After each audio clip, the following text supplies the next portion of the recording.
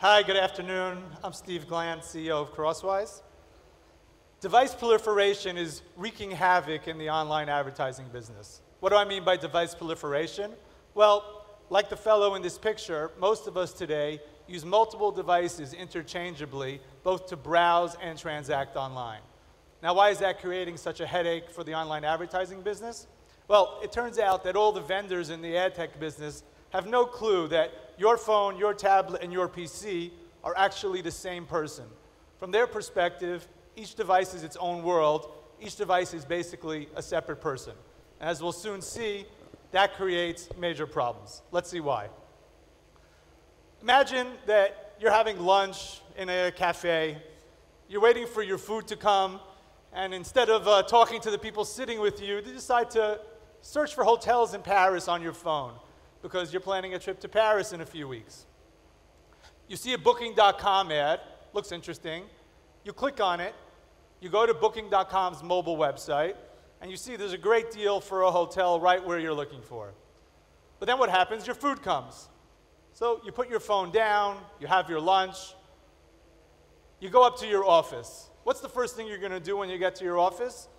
You're going to go on your PC, you're going to type in Booking.com, you'll find your hotel, you'll make your reservation.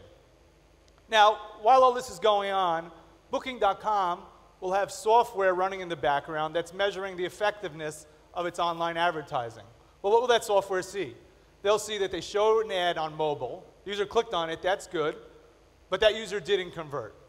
Now, of course, we know the user really did convert, but he converted on his PC, and they have no way of knowing that that phone and that PC are the same person. So that software will conclude that that ad was ineffective. And if this happens enough, maybe they'll decide not to advertise on mobile, or they'll change their bids, or they'll change their creative. And of course, all those conclusions are completely incorrect, right? This is completely broken. And there are hundreds of different examples where lack of knowledge around cross-device identity leads either to complete mistakes or to missed opportunities. What we do at Crosswise is we use big data and statistics to figure out that two devices must belong to the same person based on how those devices behave over time. And there's three parts to our system. The first is data collection. We are collecting massive amounts of data about devices, all non-personally identifiable. We collect information about your location, your interests, the IP addresses you come out of, the sites you visit, the apps you use, your gender, your age when we can get it, anything we can get our hands on. Literally billions and billions of data points per day about devices. That data goes into our matching process. Basically, this is an algorithm that's looking for patterns in that data that indicate these two devices must be owned by the same person based on how those devices behave over time. Let's take a very simplistic example. Imagine that we see that every night 8 devices come out of the same Wi-Fi IP address in Long Island. We can assume that's a home network with 8 devices. Now, we may see that 2 of those devices show up in Manhattan every day. So that connects those devices in some way. Maybe 2 other devices show up in a school somewhere on Long Island every day. We can figure out, based on browsing behavior, who are the men, who are the women in this family, who are the children, who are the adults. And by looking at this data over enough time and comparing it to real validation data, so we have actual first-party login data on tens of million devices where we know for sure those devices are the same person. By looking at this over enough time, you can figure out which devices belong to the same person. This is a simplistic example, of course, right? If you think of the dorm at NYU, it's a much more complicated problem, but hopefully this illustrates it. The third part of our system is our data delivery system. So basically, the output of the matching process is linkages between devices, and then we deliver that data to other ad tech companies. And those companies use that data in their business however they see fit. And we'll talk about the types of companies we work with. So our vision is very simple. We want to be the default cross-device identity provider for the ad tech ecosystem. You see on this slide a list of companies. These are companies from all over the ad tech ecosystem, pretty much every vertical. These are the kinds of companies that will be our customers. And this is not just a wish list. Every single company on this list is actively looking at this problem, is actively in discussions with us, and around 6 of them are actually already beta customers of Crosswise. And this is a who's who of companies in the ad tech industry. Our business model is quite simple. We are an identity provider. We provide an identity service to other ad tech companies.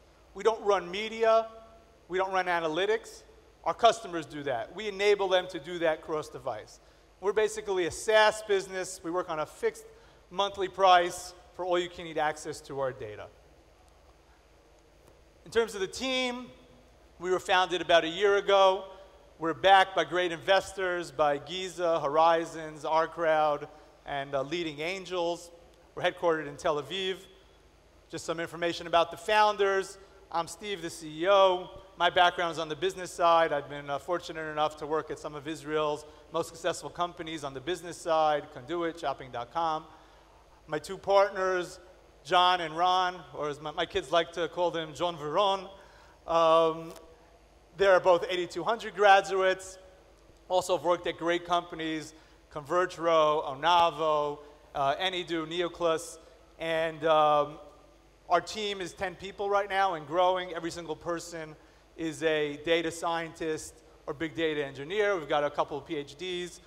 We're growing and really killing it in the market. Thank you.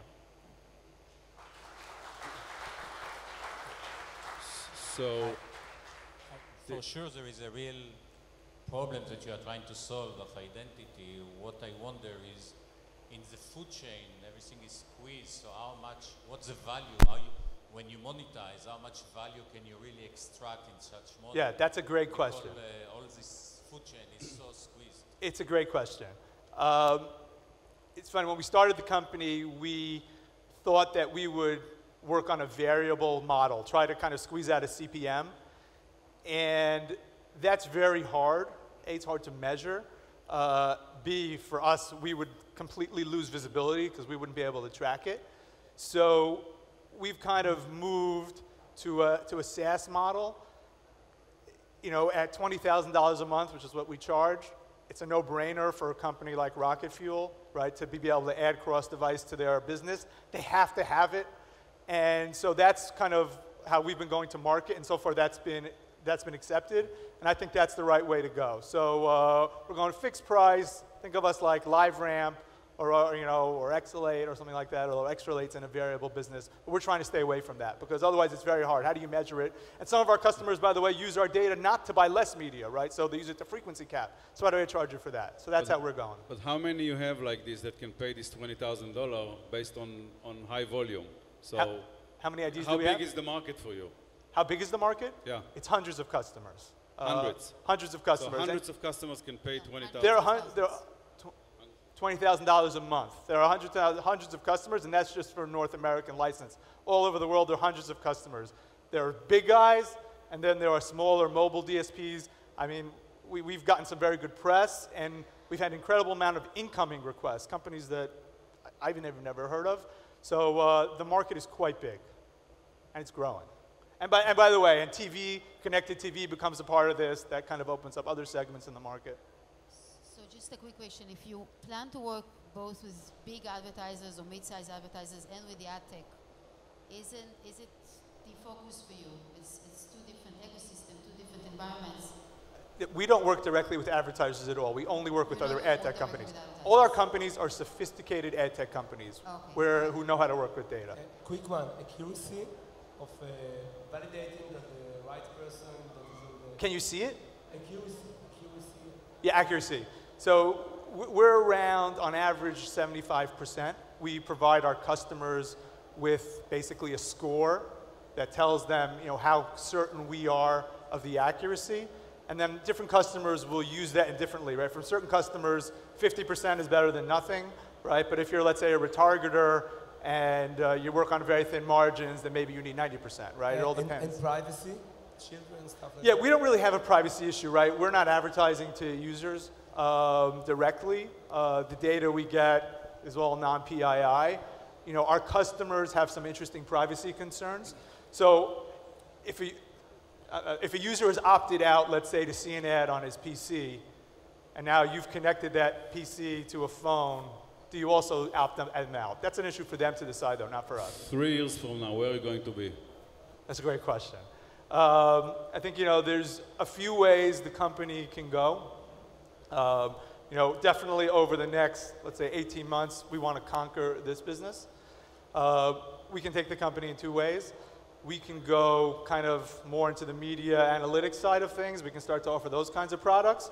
Although, right now that's not our DNA. Where I see us is solving other complex data problems, right? But the origin of our business is that there were specialized media companies doing this, and we said, well, every company needs a solution to this, so let's just solve it and be a data player, right? There's similar examples. You could take all the location, right? The specialized location DSPs, okay? We can build that technology and give it to Turn, give it to MediaMath. That's where I, at least I'm more comfortable personally. What about competition landscape? Just competition? Quick question on competition. Yeah, so there are 2 big American companies that have competing technology. One is Drawbridge, a Sequoia company. Another is a company called Tapad. Both those companies, though, are primarily media companies, right? They compete basically with our customers. And so, we've kind of established ourselves as the Switzerland of cross-device. That's how we're positioning ourselves. And, so far, so good. Thank you, Steve.